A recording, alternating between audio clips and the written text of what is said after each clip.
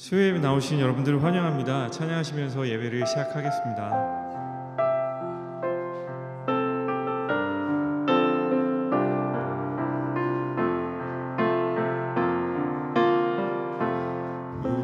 우리는 주의 백성이오니 주의 그 큰 이름 선포합니다.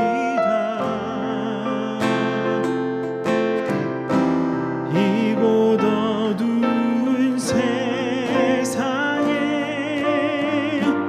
빛으로 부르셨네. 주의 얼굴 구할 때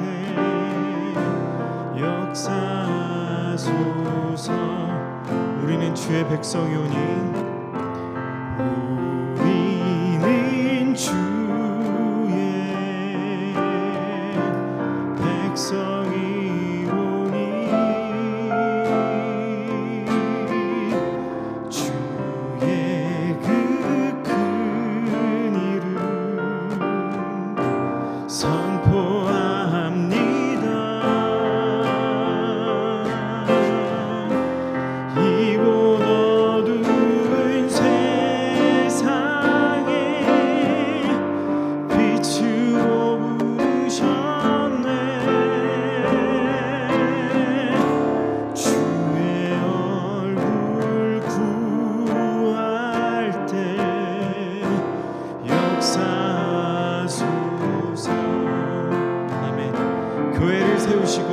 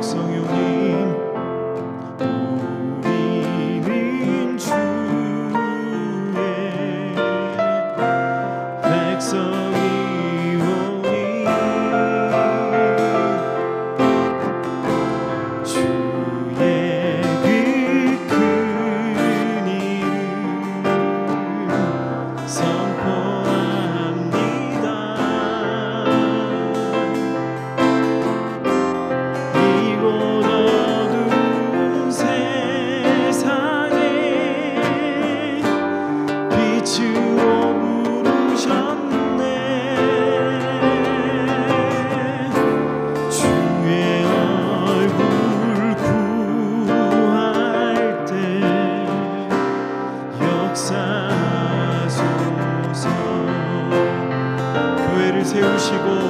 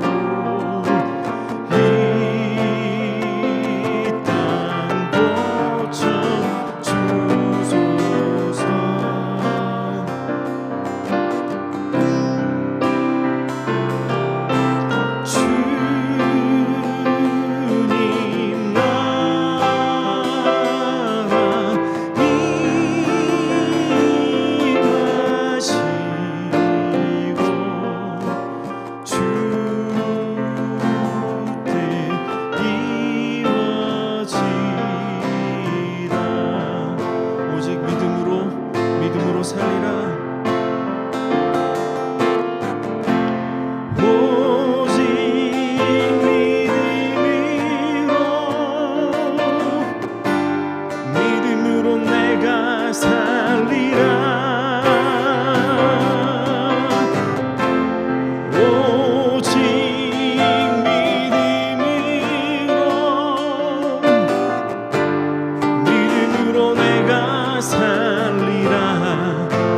의인은 믿음으로 말미암아 살리라. 오직 의인은 믿음으로 말미암아 살리라. 오직 의인은 믿음으로 말미암아 살리라. 세상은 들리고 사람들은 변하여도 나는 주를 섬기리. 아멘. 주님의 사랑은 영원히 변하지 않네. 나는 주를 신뢰해. 믿음은 들리고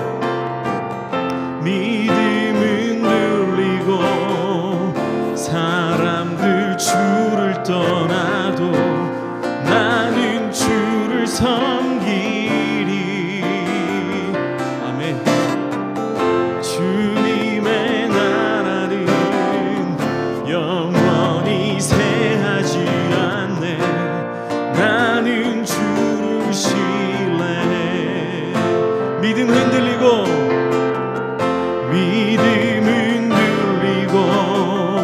사람들 주를 떠나도 나는 주를 섬기리. 주님의 나라는 영원히 쇠하지 않네. 나는 주를 신뢰해. 오직 믿음으로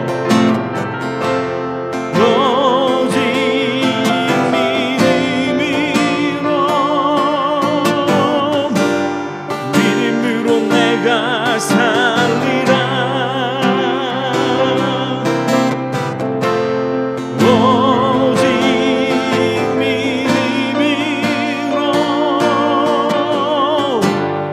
믿음으로 내가 살리라. 오직 의인은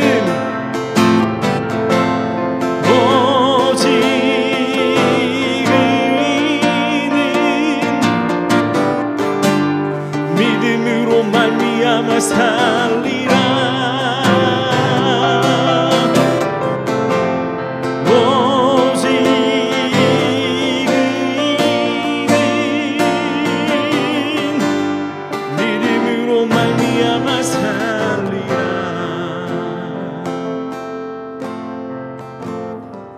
묵상하시면서 예배 자리 나가겠습니다.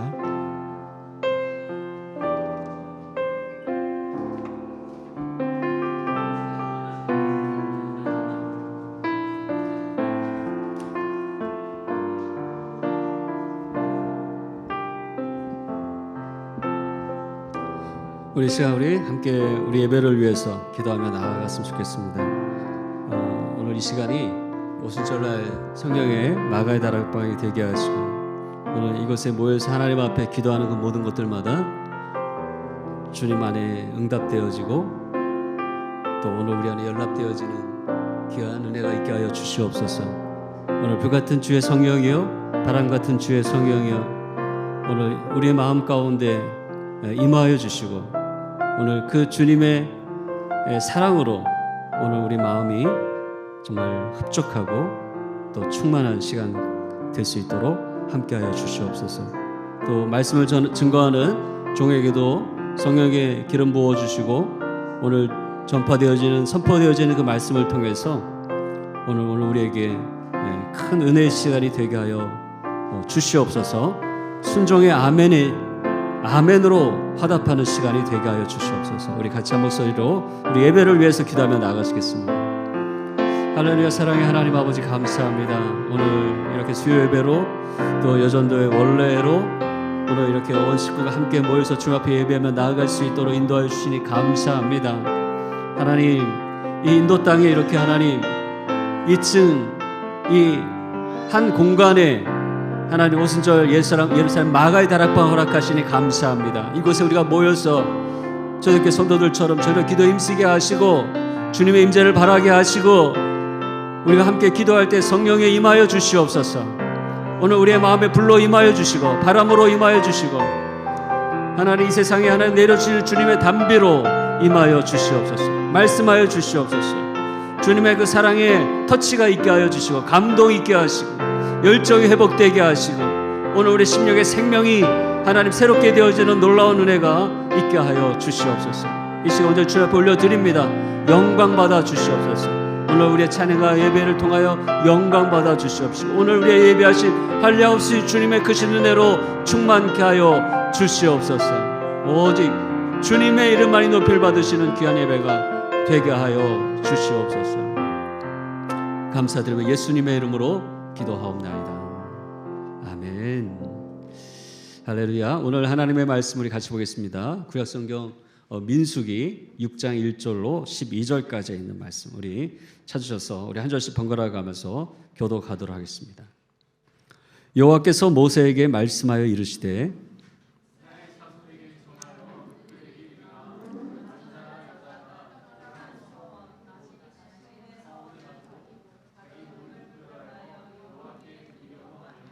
포도주와 독주를 멀리하며 포도주로 된 초나 독주로 된 초를 마시지 말며 포도즙도 마시지 말며 생포도나 건포도도 먹지 말지니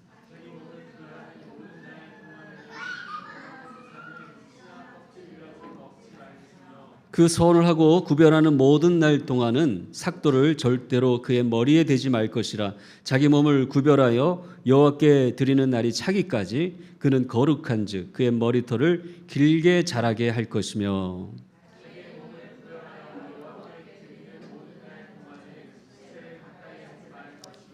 그의 부모 형제 자매가 죽은 때라도 그로 말미암아 몸을 더럽히지 말 것이니 이는 자기의 몸을 구별하여 하나님께 드리는 표가 그의 머리에 있음이라.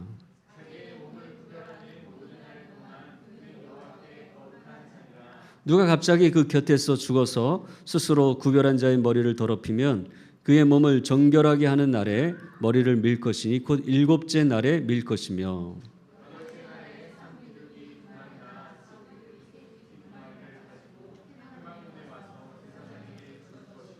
제사장은 그 하나를 속죄제물로 하나를 번제물로 드려서 그의 시체로 말미암아 얻은 죄를 속하고 또 그는 그 날에 그의 머리를 성결하게 할 것이며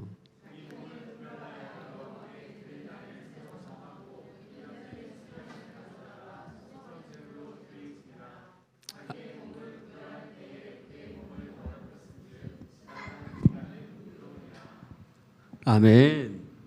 할렐루야. 우리 수요일에 오신 여러분들 주님의 이름으로 축복하고 환영합니다. 이렇게 또 뒤에 배너도 설치되고 조명도 있고 하니까 화산이 더 좋죠? 네네. 우리 가온이 더 좋아하는 것 같아요.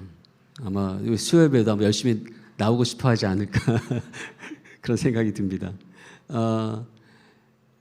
지난 우리 수요일에도 우리 듬에 대해서 말씀을 나눴는데 이 시간 그 한 사람이 영적인 산재물로 드려질 때 하나님께서 그 사람을 통해서 그 드려짐을 통해서 얼마나 크신 일들을 이 땅에 이루시는가 하는 것들을 우리가 보게 됩니다. 그래서 그 지난번에 말씀들이 이제 그 원론의 말씀이었다고 한다면 오늘 시간의 말씀은 이제 강론의 말씀이라고 말할 수 있습니다.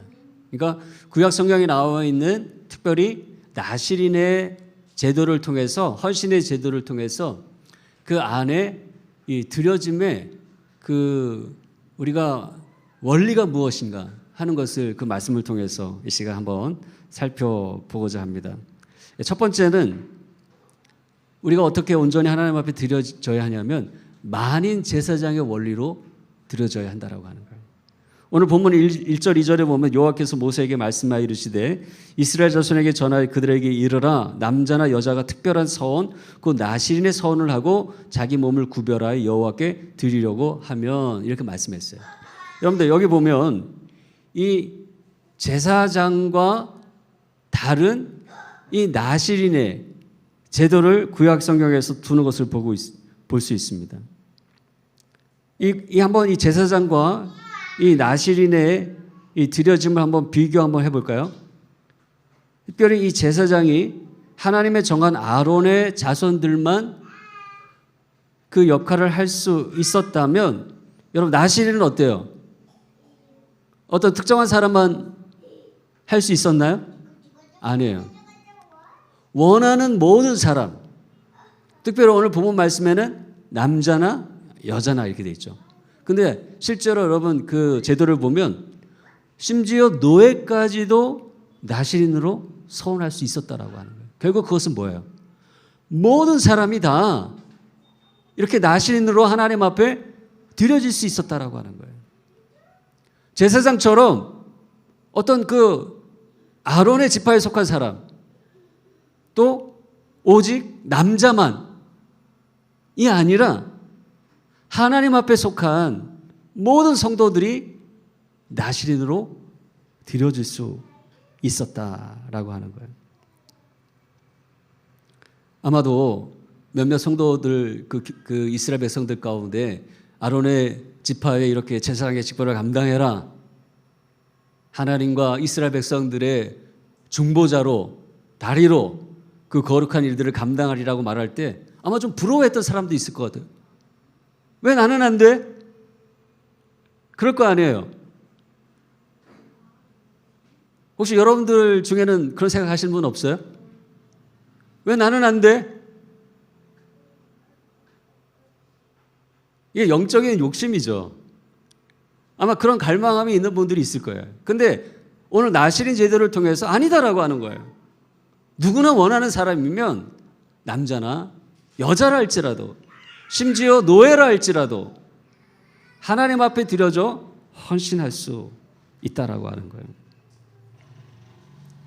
나실인이라고 하는 것은 신약에 와서 이 베드로전서에 하나님이 모든 성도들을 왕 같은 제사장으로 부르신 말씀과 일맥상통합니다.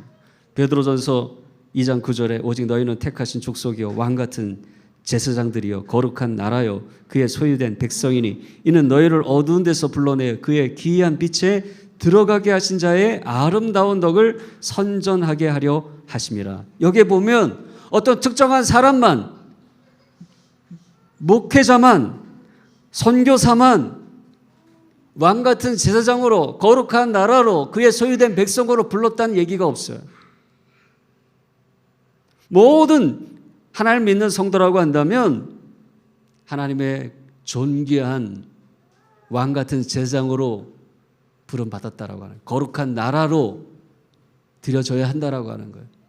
하나님의 소유된 백성이라고 하는 거예요. 그래서 옛말에 그런 말이 있습니다. 잘 키운 한 평신도가 10 목회자 부럽지 않다. 많이 들어본 것 같죠? 원래는 이 잘 키운 딸 하나 10아들 부럽지 않다는 말인데 이렇게 한번 변형해서 얘기해 봤어요. 여러분 성경을 보면 사도 바울과 동역했던 아주 귀한 그 평신도 부부가 있잖아요. 누구죠? 너무나 유명한 브리스길라와 아굴라 부부예요. 그런데 여러분들 이 앞에 얘기한 분이 남자일 것 같잖아요. 그런데 아니에요. 그 부부를 부를 때 먼저 나온 이유가 무엇이겠습니까? 하나님 앞에 이 아내가 브리스길라가 헌신하여 드려질 때 그가 말씀의 사역으로, 돌봄의 사역으로, 그리고 교회를 세우고 개척하는 사역으로 귀하게 지도자로 사용되었다라고 하는 거예요. 그래서 우리가 이 브리스길라와 아굴라를 보면 이 아굴라는 유대인 종이었대요, 원래. 근데 브리스길라는 이 로마의 귀족이었어요. 아주 부잣집의 그 딸이었어요. 근데 이 사랑이 이런 모든 신분을 뛰어넘게 하는 거예요. 브리스길라가 얼마나 대단한 여인입니까? 그래서 그 유대인 종이었던 이 아굴라를 남편으로 삼은 거예요. 막 집안의 반대가 대단했겠죠. 그러나 그는 먼저 사랑과 믿음을 선택했고 그 아굴라가 하나님의 말씀 가운데 붙들려 있음을 알고 그에게 마음을 열고 남편으로 받아들이게 된 거예요. 아마 이런 브리스길라의 어떤 그 사랑의 열정이 그 교회를 향하여서도 동일한 마음으로 그렇게 충성하게 하지 않았나, 전 그런 생각이 들어요. 하나님을 향하여서도, 그리고 사도 바울과 동역하면서 그 복음의 불모지 가운데 주님의 교회가 세워질 때 브리스길라는 아낌없이 자기의 집을 내어드립니다. 그래서 고린도전서의 그 말씀에 보면 16장 19절에 이 사도 바울이 이 문안하는 그 사람의 이름들이 나오는데, 특별히 이 아굴라와 브리스길라를 언급해요. 아시아의 교회들이 너에게 문안하고 아글라와 브리스가와 그 집에 있는 교회가 주 안에서 너에게 간절히 문안하고 라고 말씀하고 있습니다. 즉 그의 집이 곧 교회라고 하는 거예요. 그 브리스길라는 자기의 집을 교회로 내어드린 거예요. 거기에 교회가 개척된 거예요. 그만큼 하나님 앞에 온전한 헌신으로 드려졌다라고 하는 거예요. 그랬더니 여러분, 이 브리스길라와 아굴라의 이 부부 평신도 지도자를 통하여서 얼마나 많은 하나님의 큰 일들이 일어났습니까? 여러분, 아볼로 그 위대한 목회자가 또 이 부부를 통해서 세워지지 않아요? 이 브리스길라와 아굴라를 통하여서 성령의 기름 부음 받고 이 아볼로가 갖고 있던 그 유대 율법의 모든 말씀의 지식들이 성령의 기름 부음 받아서 예수 그리스도의 복음을 증거하는 도구로 귀하게 사용되어지는 것을 보게 되어집니다. 저는 우리 여전도의 회원들에게 이런 동일한 은혜가, 축복이 있기를 축원합니다.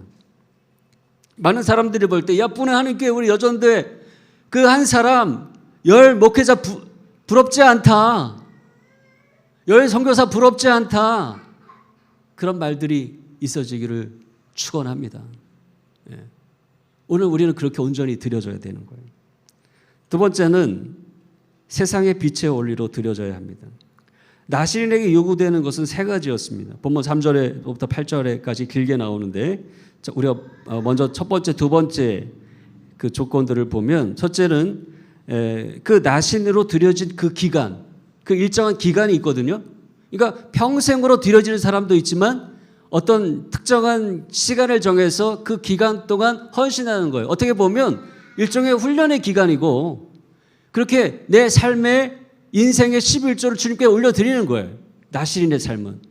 근데 그렇게 드려진 그 삶의 기간 동안에는 한 달이 됐든 1년이 됐든 2년이 됐든 3년이 됐든 자기가 하나님 앞에 서원한 그 헌신의 기간 동안에는 철저하게 구별된 삶을 살기로 결단했다라고 하는 거예요. 특별히 그 가운데 어떤 조건이 있었냐면 포도주와 독주를 멀리하는 거예요. 그리고 두 번째는 삭도를 그 머리에 대지 않는 거예요. 아마 포도주를 멀리하라고 하는 것은 분별력을 떨어뜨려서 죄를 짓게 할 위험의 요소를 미리 제거해라 하는 의미가 그 안에 들어있다고 생각합니다. 또 세상의 즐거움으로 즐거움을 삼지 말고 하나님을 인하여 너의 즐거움을 삼아라 한 것이라고 저는 생각을 합니다. 또한 머리에 삭도를 대지 말라라고 하는 것은 무슨 뜻이 있을까요? 저는 이것이 하나님 앞에 구별되어지고 뿐만 아니라 하나님이 내게 주신 그 모든 것이 다 하나님의 것입니다 라고 고백하는 일종의 퍼포먼스라고 생각해요. 우리 예전에도 그랬잖아요. 우리 옛날 조선시대에 머리 자르지 않은 거는 부모님으로부터 물려받은 그것 어느 거 하나도 훼손하지 않는다는 그런 의미가 있잖아요. 아마도 그런 의미가 들어있는 것 같아요. 하나님이 내게 주신 머리털 하나라도 다 하나님의 것입니다.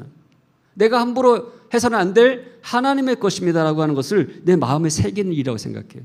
또 한 가지는 구분됨이에요. 머리를 길고 다니기 때문에 어디를 가나 시장에 나가도 저 사람은 나시린이구나 라고 모든 사람이 알 수 있었던 거예요. 그러니까 세상 가운데 내 안에 있는 그 하나님 믿는 신앙을 숨기지 아니하고 그 공적인 장소 가운데 나의 믿음을 세상 가운데 드러내며 살아가라 하는 것입니다. 지난번에 우스갯소리로 그런 얘기했잖아요. 조선시대에 미국에서 선교사가 한국에 온 거예요. 조선에 온 거예요. 근데 이 나라 이름이 뭡니까? 국호가 뭡니까? 조선입니다 했더니 오 마이 갓, 이 조선이라는 게 영어로 초전이라고 들리잖아요. 이 나라가 하나님의 택한 백성이군요. 놀라운 일입니다. 근데 저 남자들이 머리에 쓰고 다니는 저 모자는 뭡니까? 검정 저 모자는 가시입니다. 오 마이 갓. 아니 한국 사람들은 내가 하나님을 위해 섬기고 하나님을 떠받들어 섬긴다라고 하는 것을 아예 이 궁적으로 세상 사람들에게 나타내며 살아가는군요. 정말 하나님이 예비하신 민족 아닙니까? 그래서 지금처럼 이렇게 하나님께서 한국 땅 가운데 큰 부흥 허락하시고, 그리고 한국 사람들이 가는 곳마다 교회가 세워지고 주님의 복음이 증거되어진 놀라운 일들이 일어나게 된 것을 믿습니다. 우리가 어떻게 신앙을 드러내며 살 수 있습니까? 우리 다 같이 갓을 쓰고 다닐까요? 물론 SS나 카톡에 좋아하는 성경 구절을 나누고 또 하나님의 말씀으로 축복하고 또 크리스천으로 살아가는 인도 땅에서의 삶의 모습을 사진으로 보여주고 나누고, 그런 것도 하나의 방법일 수 있습니다. 또 밥 먹을 때 기도하고 또 여러 가지 방법으로 이웃들에게 선한 일들을 통해서 교회를 소개하고 또 예수님을 소개하고, 그렇게 우리가 주님을 증거하는 삶을 살 수 있어요. 마태복음 5장에 예수님은 우리를 세상의 빛이라고 말씀했습니다. 너희는 세상의 빛이라. 산 위에 있는 동네가 숨기우지 못할 것이요, 사람이 등불을 켜서 말 아래 두지 아니하고 등경 위에 두나니 이러므로 집안 모든 사람에게 빛이 느니라. 이같이 너희 빛을 사람 앞에 비추게 하여 저희로 착한 행실을 보고 하늘에 계신 너희 아버지께 영광을 돌리게 하라. 할렐루야. 아멘. 우리가 지난 주일날 우리 요한계시록의 버가목교회 말씀을 통해서 나눈 것이 무엇입니까? 오늘 우리의 갖고 있는 믿음이 행함과 균형을 이루어야 된다고 하는 거예요. 행함이 없는 믿음, 그건 뭐와 같다 그랬어요? 야고보서에 영혼이 없는 육신과 같다라고 하는 거예요. 육신이 없는 영혼과 같다라고 하는 거예요.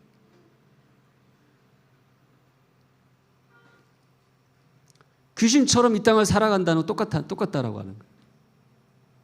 영혼이 없는, 육신이 없는 영혼, 여러분 그거 하나님 원하시는 이 땅의 삶이 아닌 것처럼 행함이 없는 믿음, 그것을 독일의 신학자 보네퍼는 값싼 믿음이라고 했어요. 값싼 믿음, 싸구려 믿음. 성경에 보면 우리가 모든 일들이 다 하나님의 믿는 믿음으로 이루어졌다라고 우리가 보지만 그 안에 보면 그 믿음에 참된 행함이 있는 자들을 통해서 하나님 역사하셨던 것을 보게 됩니다. 여러분 안디옥 교회가 어떻게 세워지고 안디옥 교회가 어떻게 하나님 앞에 인정받고 안디옥 교회 교인들이 어떻게 세상 가운데 그리스도인이라고 최초로 불려지는 그런 일들이 일어나게 되었습니까? 바로 바나바라고 하는 하나님의 사람이 믿음과 행함이 온전했던 그 한 사람을 통해서 그 교회가 그렇게 하나님 앞에 인정받는 교회가 되었다라고 하는. 그래서 바나바를 소개할 때는 뭐라고 소개해? 바나바는 착하고, 이 착하고가 먼저 시작돼요. 착하고 그리고 성령에 충만한 사람이었다. 할렐루야. 착하다라고 하는 것은 행함이 있는 믿음의 사람이었다라고 하는. 성령이 충만한 사람이라고 하는 것은 믿음이 좋은 사람, 성령이 함께하는 사람이었다라고 하는 거예요. 이 균형이 있는 사람이었어요. 그래서 여러분 그 교회가 막 부흥되니까 이 바나바가 느끼는데, 야 정말 이 영혼들을 하나님의 말씀으로 잘 이끌고 영적으로 이끌 사람이 필요하다. 나 혼자만으로는 미약하니까 저기 지금 왕따 당해가지고 고향에 혼자 독주하는 사도 바울을 데리고 오자. 여러분 그 마음에 선함이 없는 사람은 어때요? 나보다 뛰어난 사람 오면 내 자리를 빼앗길 수 있는데, 벌써 이 마음이 퍽 오잖아요. 여러분들 그런 마음 와요 안 와요?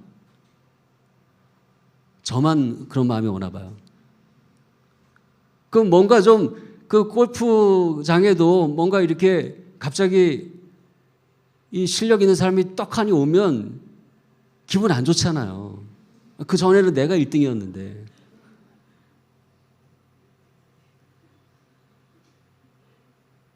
학교에도 보면 그렇잖아요. 우리 여학생들 자기보다 이쁜 애가 전학 오면 기분 나쁘잖아요.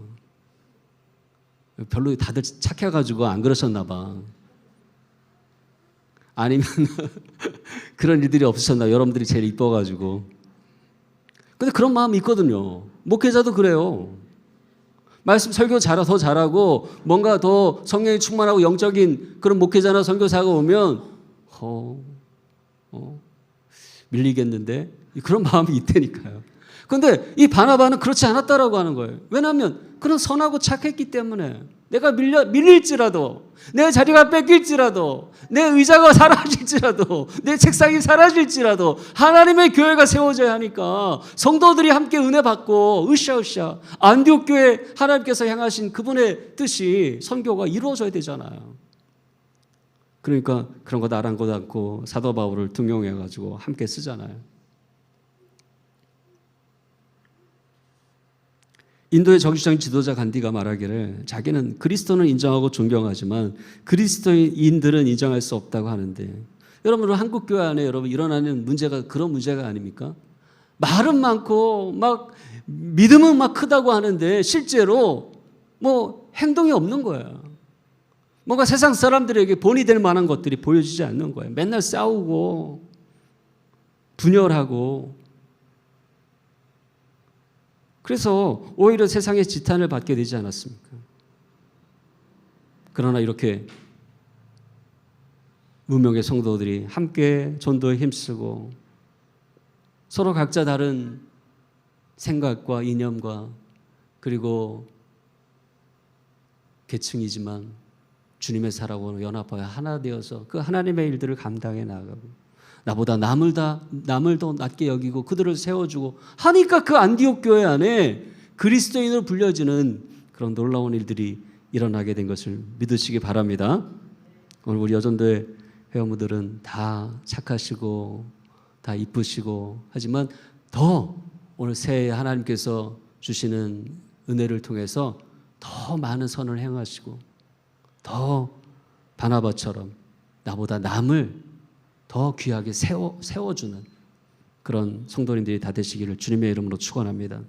마지막으로 사명의 떠남의 원리로 드려져야 된다고 하는 거예요. 마지막 세 번째 나신이 지켜야 했던 규례 가운데 하나가 시체를 가까이 하지 말라라고 하는 거예요. 그래서 오늘 본문 6절 7절에 그런 내용들을 말씀하는 것을 보게 됩니다. 자기의 몸을 구별하여 여호와께 드리는 모든 날 동안은 시체를 가까이 하지 말 것이요 그의 부모 형제 자매가 죽은 때라도 그런 말미암아 몸을 더럽히지 말 것이니 이는 자기의 몸을 구별하여 하나님께 드리는 표가 그의 머리에 있습니다. 제가 지금 원리라고 그랬어요. 우리가 지금 계속해서 원리에 대해서 말씀하고 있습니다. 마태복음 8장 21절에 보면 제자 중 하나가 예수님을 찾아와서 이렇게 얘기합니다. 저로 가서 먼저 부친을 장사하게 해 주십시오. 그때 예수님은 뭐라고 말씀했습니까? 예수께서 가라사대 죽은 자들로 저희 죽은 자를 장사하게 하고 너는 나를 쫓으라. 그러니까 예수님은 지금 사명자의 자세에 대해서 말씀하고 있는 거예요. 누가복음 9장 62절에도 뭐라고 말씀하셨냐면 예수께서 이르시되 손에 쟁기를 잡고 뒤를 돌아보는 자는 하나님의 나라에 합당치 아니하니라. 제자들을 찾아오셨을 때 베드로도 그렇고 여러분 제자들 어떻게 했어요? 자기가 지금 바닷 가운데 물고기 잡기 위해서 내리던 그 배도 그 그물도 다 내버려 두고 예수님을 쫓았던 거예요. 심지어 그의 봉양했던 부모까지 두고 떠나는 이 떠남의 사명을 오늘 우리에게 말씀해 주고 있어요. 얼핏 보면 이것은 너무나 매정하고 또 엄청난 희생과 손해처럼 보이지만 그러나 사실은 자기 자신을 위해 보다 넓은 세계를 향한 하나님의 떠남이요 또 하나님이 그 모든 것을 책임져 주시고 돌보신다라고 하는 것, 그의 전반의 인생 전체뿐 아니라 그가 속했던 공동체, 그 부모님, 그 모든 분들까지도 주님이 친히 돌봐 주신다라고 하는 그 의미가 그 안에 들어가 있는 거예요. 마치 독수리가 둥지를 떠나는 것과 같다라고 하는 거예요. 여러분, 독수리가 진정한 독수리가 되기 위해서 어떻게 해야 됩니까? 결국에는 그의 안락한 둥지를 떠나야만 합니다. 새끼 독수리가 둥지를 떠나는 것을 망설이고 주저한다면 그는 결코 진정한 독수리가 될 수 없을 거예요. 독수리가 독수리 되기 위해서, 아니 살기 위해서 그 넓은 세계를 향해 반드시 둥지를 떠나야 되는 것처럼, 그것이 위험한 일일 수 있지만, 그것이 어떻게 보면 매정한 일일 수 있지만, 그러나 그것을 이기고 떠날 때 독수리가 되는 거예요. 저와 여러분은 하나님 나라의 왕 같은 제사장으로 부름받았어요. 우리는 하나님의 유업을 이을 상속자인 것입니다. 독수리처럼 우리가 떠날 때 우리가 움켜쥐고 있던 것, 나에게 속해 있던 그 안락함의 안전지대를 우리가 벗어날 때 그 하나님의 그 넓은 세계 가운데 하나님이 보여주시는 그 땅의 상속자가 되는 거예요. 아브라함이 그 본토 친척 아비집을 떠나 내가 내게 지시할 땅으로 가라 할 때 순종했잖아요. 만약에 머뭇거렸다고 생각해 보세요. 어떻게 그가 열방의 아비가 될 수 있습니까? 하나님의 약속대로 지금 유대교, 이슬람교, 기독교, 여러분 믿는 모든 열방의 진정한 아버지가 됐잖아요. 믿음의 조상이 됐잖아요. 그리고 그 아브라함을 가나안 땅에 부르시고 네가 네 눈으로 바라보는 그 모든 땅들마다 너의 땅이 되게 할 것이다. 하늘의 별처럼 땅의 모래알처럼 이 땅의 모든 자손들 아비가 되게 할 것이다. 하나님의 그 말씀을 이루어 주신 것을 믿으시기 바랍니다. 뿐만이 아니라 야곱이 진정한 장자 되기 위해서 믿음으로 부모를 떠나 외삼촌 라반의 집으로 갑니다.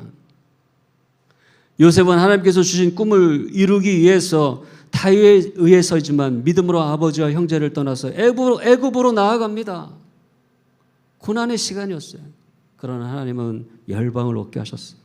모세도 바로의 공주의 아들이라고 하는 타이틀과 안락한 삶이라고 하는 이집트 왕궁을 떠나서 믿음으로 백성들 속으로 미디안 광야로 나아갑니다. 그곳에서 칼 대신 지팡이를 들고 100만 대군 대신 몇 마리 양을 치며 초라한 삶을 살지만 하나님은 그를 버리지 아니하시고 40년 후에 그를 300만 명의 이스라엘 백성들을 인도하여 내는 데 사용하시고 하늘의 왕자의 자리에 앉혀주신 것을 여러분 믿으시길 바랍니다. 주님이 약속하신 새 생명의 세계를 경험하려면 죽음의 옛 세계를 떠나야만 한다라고 하는 거예요. 깊은 데로 가서 그물을 내리는 것은 두려운 일일 수 있어요. 그렇지만 주님은 그 세계의 놀라운 고깃대를 축복으로 예비해 놓고 계심을 믿으시기 바랍니다. 내가 가보지 않은 미지의 세계, 내가 경험해보지 않은 낯선 것들에 대하여 두려워하지 마시고 믿음으로 떠날 수 있기를 바랍니다. 코로나 이후의 세계를 두려워하지 마시기 바랍니다. 내가 만약에 이제 노년의 시간들을 두려워한다면 그 시간들을 두려워하지 마세요. 내가 지금 30대라고 하면 40대의 시간을 두려워하지 마세요. 내가 40대라고 하면 50대의 세계를 두려워하지 마세요. 여러분, 내 얼굴에 피는 주름보다 더 큰 하나님의 영광의 일들을 기대하세요. 사랑하는 성도 여러분, 우리는 나신으로 하나님 앞에 드려진 자의 삶을 살아야 됩니다. 드려진 자의 삶은 하나님께서 받으시고 그를 축복해 주시기 위함입니다. 결코 얽매이거나 종으로 부려지는 삶이 아니에요. 저도 그런 줄 알았어요. 저도 태어났더니 하나님이 저를 하나님 앞에 드렸대요. 아니, 어머니 아버지 저랑 상의도 하지 아니하고 저를 하나님 앞에 드렸다고요? 안 됩니다. 막 그래가지고 막 그때부터 반항하면서 지금 생각해 보니까 귀여운 것 같아요. 귀여운 반항. 원래 이게 본질이 선하다 보니까 이 반항도 크게 못 하더라고요. 근데 나중에 알고 보니까 하나님 앞에 드려진 게 너무나 귀한 거더라고요. 내가 나중에 그렇게 힘들게 드리느라고 막 그렇게 갈등의 시간을 보내느니 이렇게 부모님 나를 드린 게 얼마나 귀한 것인가 하는 것을 알게 되었어요. 그리고 또 개인적으로 하나님 앞에 나의 삶을 드리는 기회도 얻게 되었어요. 그리고 그 이후부터는 하나님이 책임져 주시는 삶이었어요. 내가 가진 것보다 더 큰 것으로 일하시는 그 하나님을 경험하게 되었어요.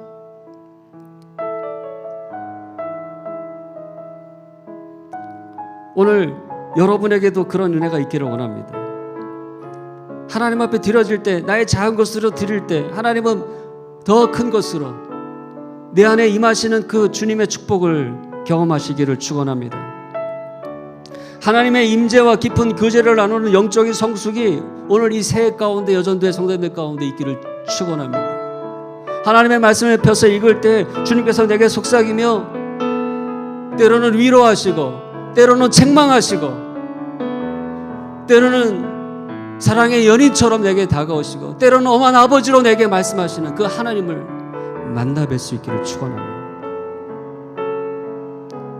만인 제사장의 원리로, 세상의 빛의 드러남의 원리로, 그리고 사명자의 떠남의 원리로 그렇게 오늘 우리의 삶을 나시린처럼 주님 앞에 올려드립시다.